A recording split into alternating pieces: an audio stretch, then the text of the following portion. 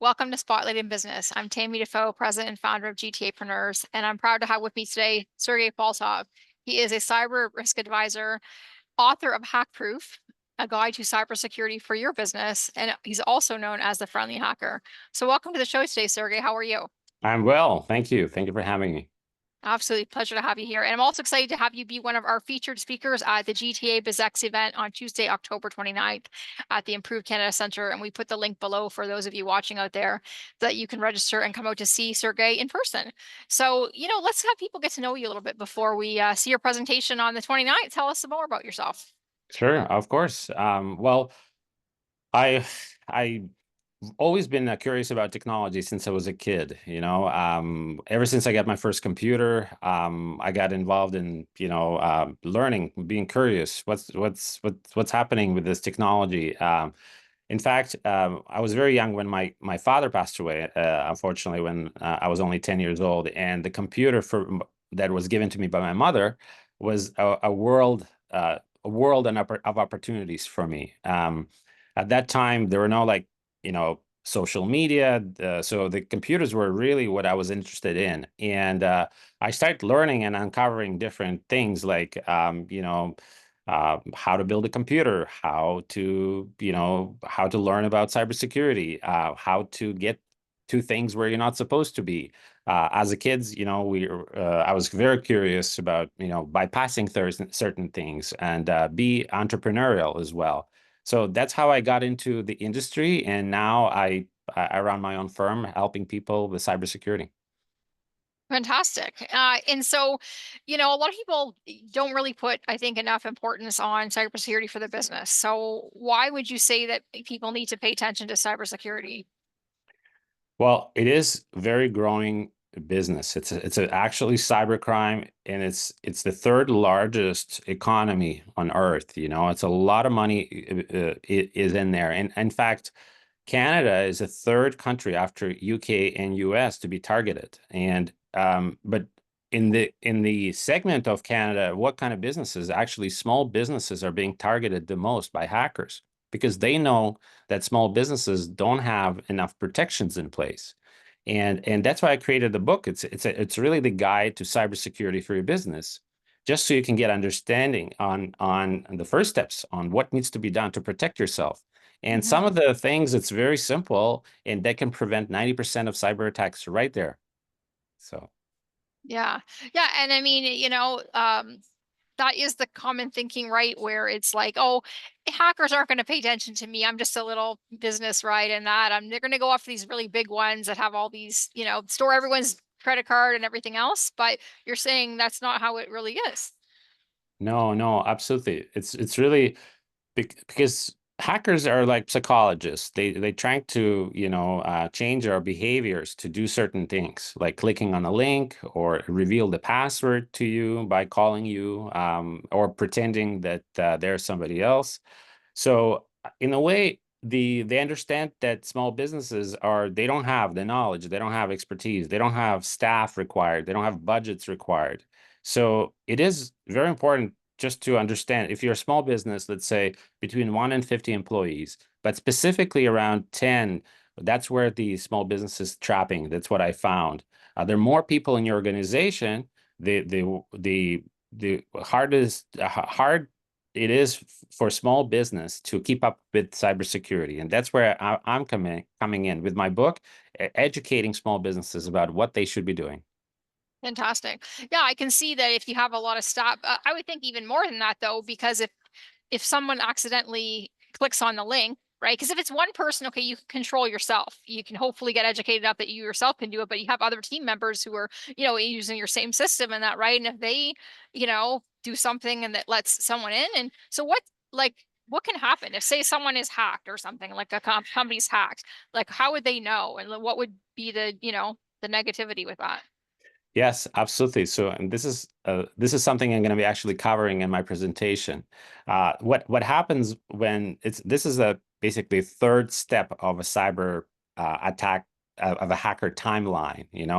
Actually, the first step is preparation. The second is actually breach, and third is when they're already in your system, but you don't know about it. Okay, so what could be happening is really, things like somebody's reading your email. So imagine you're sleeping at night and somebody reads your emails, analyzes everything, your history, who you sent emails, who sent you an email, so they can actually have access to those emails and they can redirect. That it's very common to do impersonation attack. Somebody sends you an email because they actually intersected it. So that's one way. Another thing hackers can do is basically spying on your network. One of the things I do in my presentation, I actually bring some tools, props with me, and to show how hackers can get into your network, like your Wi-Fi, for instance. So when they're on your network, they can actually see all your computers. They can log into each computer, look at the files. What else they can do? They can log into your bank. They can get into, they can find all the passwords on your computer. One of them could be your online bank password, right? Now, sometimes bank sends you an email. Well, guess what? They already have access to the email. So that's how they get to your bank account. And I know it sounds scary, but this is why I'm here. I wanted to actually show people everything. Right. Yeah, that is pretty scary. I mean, you never thought about that. They can read your computer. So if you have your password stored on your computer somewhere, like in a Word document or whatever, then wow, that's really scary. Yeah, well, I'm really glad you're going to come to the event to speak with us on Tuesday the 29th, because this is definitely a topic that more people need to understand, first of all, and take seriously. And then hopefully you're going to be able to help people, right? Give them some direction about how can they prevent this from happening to them. Absolutely. Yeah, I'm looking forward to this. Awesome. Can you give us an example of a company that's been hacked and what was the outcome on the company? Like what happened? Sure, absolutely. So it's interesting how most companies that gets to the news are large companies. You hear, let's say Match.com got hacked, or you have the bank, some bank got hacked, but small businesses don't get to the news. It's because Right. they not it's not by law right now to actually report it, but it's happening now. There's big changes happening in cybersecurity world right now. Even a small business must report soon the cyber attack, and all those companies actually going to be public. So, but there are some sources, and I know a few sources that actually tells the name of the company, what happened. So I'll give you an example. The company in Toronto, the CPA firm, accounting firm, got ransomware. And ransomware is when hacker gets in and locks your system, locks your files for ransom. And this company actually had to pay a ransom, and they reported it to the RCMP, and that's how it got public. So and the company paid the ransom, but they didn't receive the keys, because actually most people think that by paying ransom you can actually unlock and save your data, but in their case it was not the key. Basically hackers took the money but didn't give them the keys, and the company is really struggling right now. The RCMP cannot really help them. So Wow, that's terrible. Oh my God.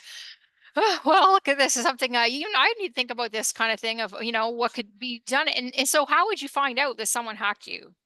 Like, will you see your bank accounts being drained? Or I guess the ransomware, you'd know that if your files are locked, they're going to tell you, but what's some other yeah, thing could this is happen? very, very common question. I'm getting this a lot all the time. And actually, my book starts with this famous quote by Robert Mueller, which is FBI director. He's been FBI director for 12 years. And he said that there are only two companies out there, those that have been hacked and Mhm. those that will be hacked. So people always ask me,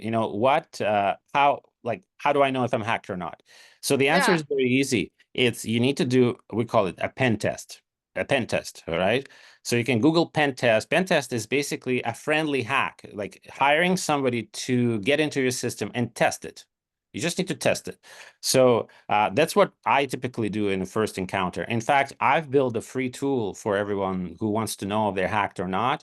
And it's called Hackproof Score, hackproofscore.com. You just need to enter your domain name and get your, and then it actually tells you, oh, is there passwords available online? Is my email is not secure, so hackers can use my email to pretend that I'm somebody else.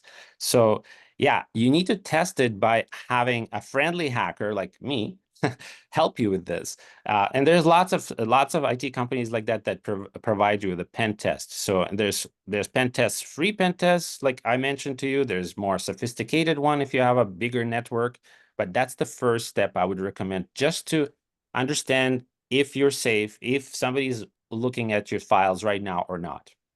Right. Yeah. Well, look at, you know what? I'm looking forward to reading your book as well. I'm going to pick it up from you at the show.